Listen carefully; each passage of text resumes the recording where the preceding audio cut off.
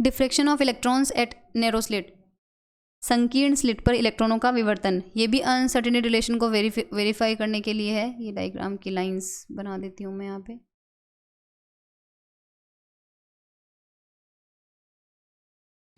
तो ये देख लीजिए इसका डायग्राम। यहाँ पर क्या होता है कि एक स्लिट होती है, स्लिट का ये मतलब होता है जिसका पूरा रास्ता ब्लॉक हो, बीच में एक छोटा सा होल बना हुआ हो। यहाँ से अगर हम इलेक्ट्रॉन की कोई बीम डालें तो जो सेंटर में से इलेक्ट्रॉन निकलेगा वो तो बिना अपना पाथ चेंज किए सीधा निकल जाएगा, लेकिन जो किनारों पे इलेक्ट्रॉन टकराएगा वो टक्कर के बाद इस दिशा में चला जाएगा, सिमिलरली इस किनारे से टकराने वाला इस दिशा में चला जाएगा।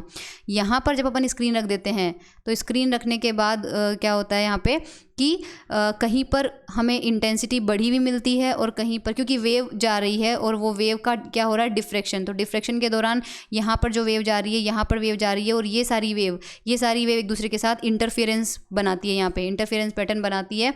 तो इंटरफेरेंस में हमें पता ही है कि कहीं पर इंटेंसिटी ज़्यादा मिलती है जहाँ पर संपोषी व्यतिकरण होता है कंस्ट्रक्टिव, और कहीं पर इंटेंसिटी कम मिलती है जहाँ पर विनाशी व्यतिकरण होता है यानी डिस्ट्रक्टिव इंटरफेरेंस होता है।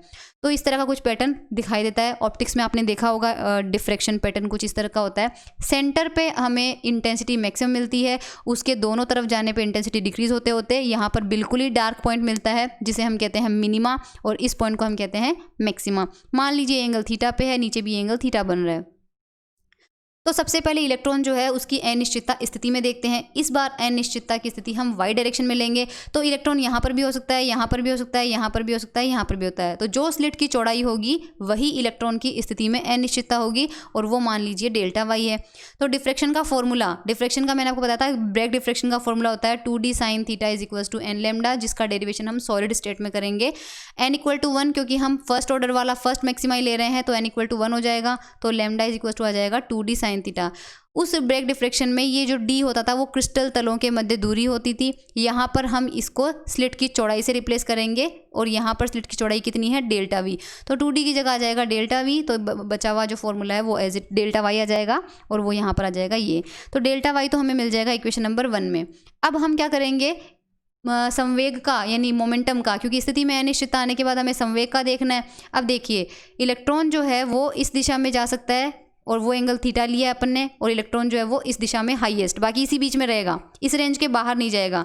तो जब इलेक्ट्रॉन इस दिशा में जाएगा तब उसका संवेग मान लीजिए p है, और अगर ये एंगल थीटा बन रहा है तो ये कंपोनेंट हो जाएगा p cos थीटा, और y कंपोनेंट हो जाएगा p sin थीटा। और इलेक्ट्रॉन जब इस दिशा में जाएगा तो नीचे कंपोनेंट कितना हो जाएगा, माइनस का p sin थीटा, और x दिशा में क्या रहेगा, p cos थीटा। तो इलेक्ट्रॉन के संवेग का y घटक किस रेंज में रह सकता है, वो ऊपर वाले p sin थीटा से माइनस p sin थीटा के बीच में कुछ भी हो सकता है। और जब हमें रेंज मिल जाती है, रेंज का इनिशियल पॉइंट और फाइनल पॉइंट, तो अनिश्चितता कैसे निकालते हैं, इनिशियल पॉइंट में से फाइनल पॉइंट को माइनस कर दो। तो p sin थीटा में से माइनस p sin थीटा को माइनस करेंगे और हमारा आंसर आ जाएगा डेल्टा पी वाई।